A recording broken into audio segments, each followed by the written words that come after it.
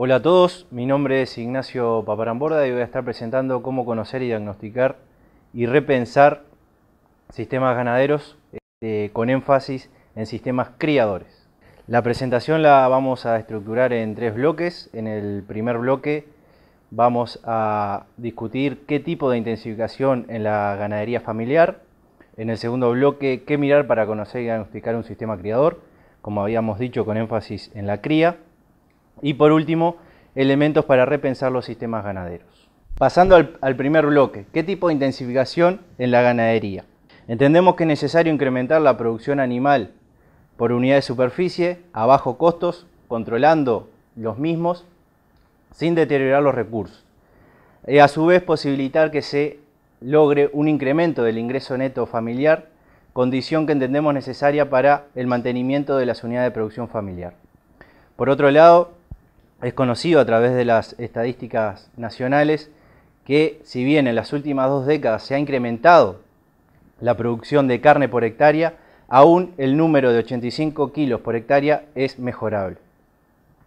Por otro lado, la base alimenticia en los sistemas de producción ganadero es el campo natural, representando, según las distintas regiones del país, entre el 70 y el 80% de la superficie predial. Y entonces cabe preguntarse si la baja productividad que se detecta a nivel de los sistemas de producción es una característica intrínseca al campo natural o es consecuencia del manejo inadecuado. Tratando de responder esa pregunta, podemos tomar como ejemplo estas gráficas que intentan demostrar cómo la carga que actualmente soportan los sistemas de producción, con una oferta de forraje baja, determina que se obtenga producción de forraje en menor cantidad, y eso también determina que se obtenga una producción animal por superficie baja, que en este caso puede llegar a cerca de 70-80 kilos por hectárea. La investigación en la región y también la investigación a nivel nacional ha demostrado que hay una trayectoria a implementar en los sistemas de producción que no implica costos, sino que implica manejo, en cuanto a incrementar los niveles de oferta de forraje, es decir, los kilos de pasto que ofrezco al animal, que eso puede estar expresado en porcentaje, cuántos kilos de pasto ofrezco cada 100 kilos de peso vivo, para de alguna forma provocar un aumento en la producción de forraje,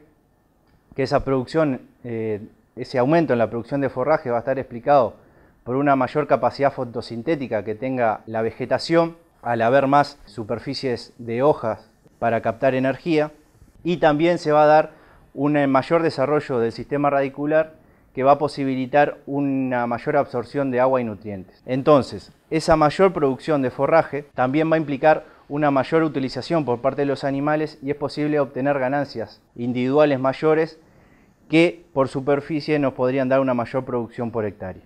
Bien, en este segundo bloque entonces la idea es discutir qué mirar para conocer y diagnosticar un sistema criador. Nos vamos a apoyar para eso en esta imagen que un poco trata de sintetizar los aspectos principales para mirar sobre un predio e integrarlo. Por un lado, poder establecer claramente que existen objetivos productivos que pueden estar más o menos explícitos por parte de la familia productora. Hay una estructura de uso del suelo, digamos, que se puede definir en cuanto a los potreros, y hay trabajo y una organización del trabajo por parte de la familia productora. Hay, como decíamos, ese objetivo de producción que implica que en el tiempo se obtengan determinados productos, y hay una conjunción en el tiempo y en el espacio de los animales y el uso del suelo que, de alguna forma, mediado por reglas estratégicas o tácticas que podemos identificar en el predio y en particular en la toma de decisiones de las familias, que nos pueden dar una imagen a lo largo del año de una secuencia de uso del suelo combinado con los animales. Por tanto, es muy importante en el diagnóstico y la aproximación, primero en la aproximación que se haga al predio y en el diagnóstico, poder integrar estos elementos en el tiempo y en el espacio. Bueno, pasando más a detalle del diagnóstico, las preguntas que debemos responder es qué se hace en el predio, por qué se hace, cuándo y cómo se hace y qué resultados se obtienen. Esto nos va a permitir de alguna forma interiorizarnos en los procesos productivos que se dan en el predio y poder caracterizarlos.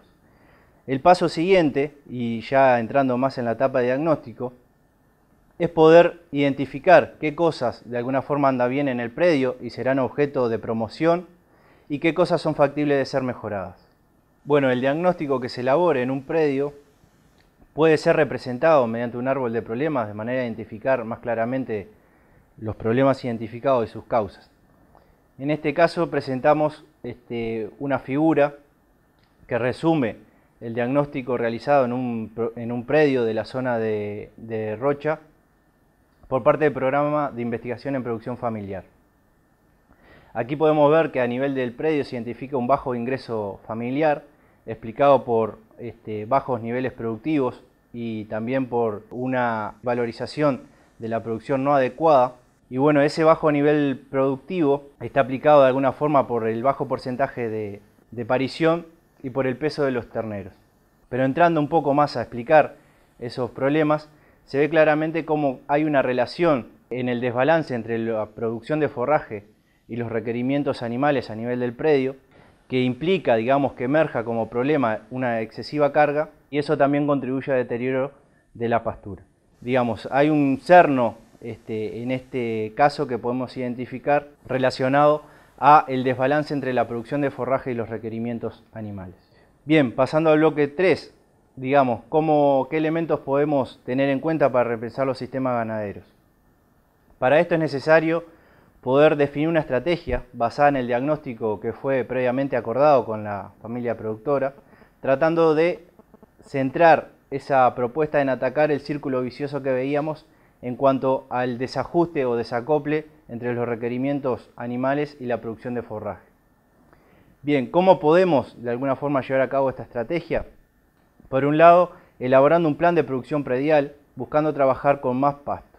¿Qué se puede hacer para trabajar con más pasto? Se identifican algunas medidas como ser, por ejemplo, el ajuste de la carga animal, mejorando el manejo del pastoreo, usando los potreros de una forma distinta, tratando de definir niveles a partir de altura para entrada y salida de animales, y más operativamente se puede comenzar por algunas partes del predio que de alguna forma se identifiquen como más productivas y que puedan tener más respuesta en el corto plazo.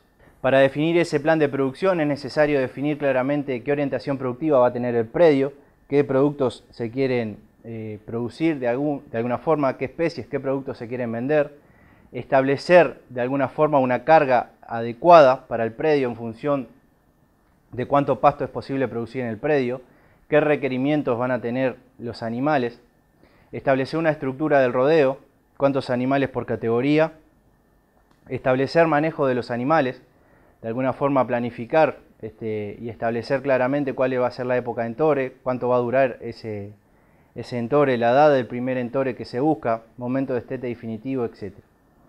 Y por otro lado, evaluar la viabilidad de ese plan que se elabore, tanto en la infraestructura necesaria para llevar a cabo lo que se planifica, también identificando las deficiencias que puedan haber en cuanto a agua y sombra en algunos potreros y tratando de identificar cuáles son las necesidades de formación y capacitación que puedan tener las personas que conducen ese predio, ese sistema, para poder implementar lo propuesto. Y una etapa muy importante es poder evaluar a priori esa propuesta que se elabore, tratando de cuantificar los resultados a obtener y que evidentemente deberá ser superior en aquellos aspectos que se hayan diagnosticado junto al productor. Como ejemplo, vamos a presentar un caso de un sistema criador de 92 hectáreas en las sierras de Rocha, con una orientación cría-vacuna con venta de terneros, vacas de descarte y corderos mamones, que tiene un 72% de la superficie predial de campo natural y un índice CONIAT de 78. En ese predio se identificó que existían bajos ingresos familiares y de alguna forma esos ingresos estaban dados por el bajo nivel de producción. Allí se identificó la carga total y la relación lanar-vacunos como problema y no había un manejo en el tiempo y en el espacio de los animales. Allí se definió una reducción de las ovejas a encarnerar, pasando de 150 a 70, un aumento de las vacas a entorar de 25 a 40, Por otro lado, se dio un manejo del pastoreo, asignación de potreros según altura de forraje y categoría animal, y los resultados que se esperaban era el aumento en el número de pesos terneros, aumento de peso de animales de refugo y menor vulnerabilidad frente al cambio climático. En las siguientes gráficas podemos ver la evolución en algunos indicadores de este predio. Por ejemplo, la relación lanar-vacunos, cómo baja a partir de la propuesta de rediseño que se hizo, pasando de cerca de 6 ovejas por vacuno a cerca de 4, y también cómo se da una reducción en la carga total del sistema. Por otro lado, se identifica que eso permitió un incremento en la producción de carne por hectárea, pasando de un nivel de cerca de 100 kilos a cerca de 130 kilos.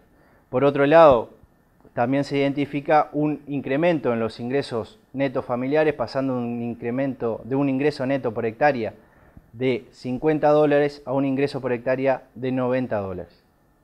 Este predio es uno de los predios participantes del proyecto de investigación de producción familiar en Rocha. Bien, a modo de reflexión, podemos decir que el resultado productivo económico de los sistemas de producción ganaderos son mejorables. Es posible generar mejoras en los predios a partir de los recursos que disponen, trabajar a la interna del predio. Es necesario aprovechar los apoyos públicos para pensar su uso estratégico en función de un plan global y de largo plazo a nivel de predio. Este enfoque de trabajo puede ser útil para aquellos nuevos productores, por ejemplo colonos, o en predios colectivos.